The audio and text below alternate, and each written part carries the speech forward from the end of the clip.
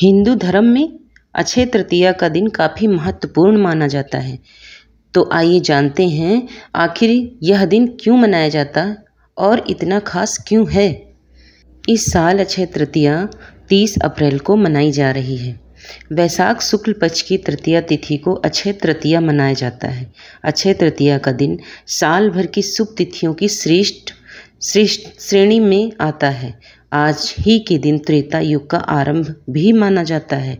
कहते हैं आज के दिन किए गए कार्यों से अच्छे फलों की प्राप्ति होती है। ना क्षय अथवा अक्षय यानी जिसका कभी भी क्षय न हो वह अक्षय है। लिहाजा इस दिन जो भी शुभ कार्य पूजा पाठ दान पुण्य आदि किया जाता है वो सब अक्षय हो जाता है।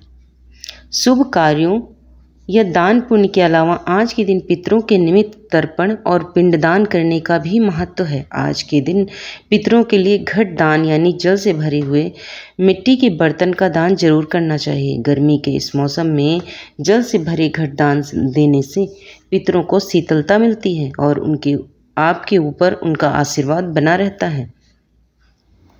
बता दें कि अक्षय तृतीया के दिन विशेष रूप से भगवान विष्णु की विधि विधान से पूजा की जाती है। आज के दिन चंदन से श्री हरि विष्णु भगवान की पूजा की जाती है।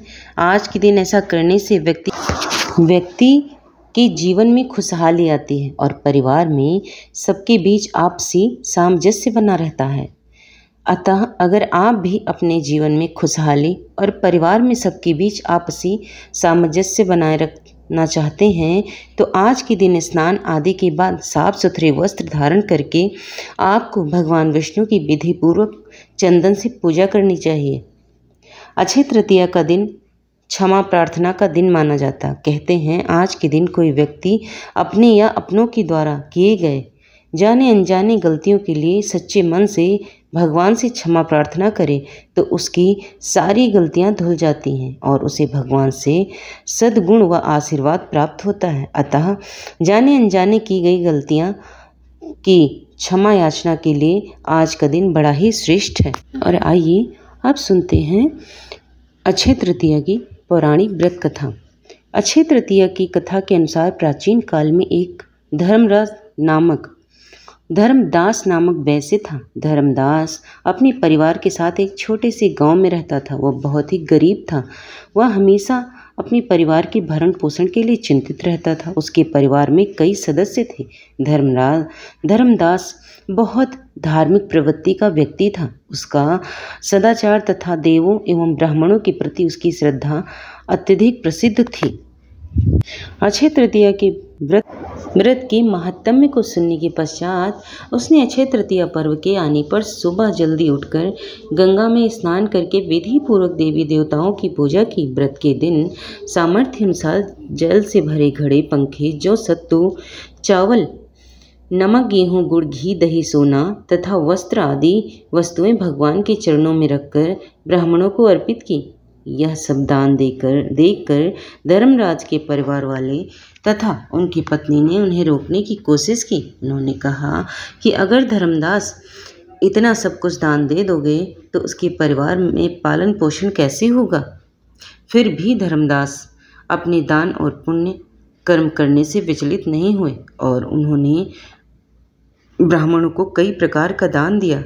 उसके जीवन में जब भी अक्षय तृतीया का पर्व आया प्रत्येक बार धर्मदास ने विधि से इस दिन पूजा एवं दान आदि कर्म किया। अनेक रोगों से ग्रस्त तथा वृद्ध होने के उपरांत भी उसने उपवास करके धर्म कर्म और दान पुण्य किया।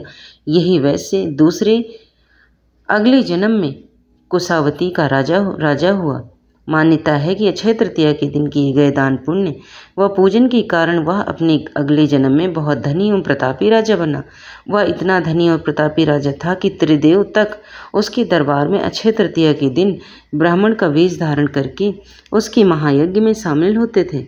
अपनी श्रद्धा और भक्ति का उसे कभी घमंड नहीं हुआ। वह प्रतापी राजा महान एवं वैभवशाली होने के बावजूद भी धर्म मार्ग से कभी विचलित नहीं हुआ। माना जाता है कि यही राजा आगे के जन्मों में भारत के प्रसिद्ध सम्राट चंद्रगुप्त के रूप में पैदा हुए थे।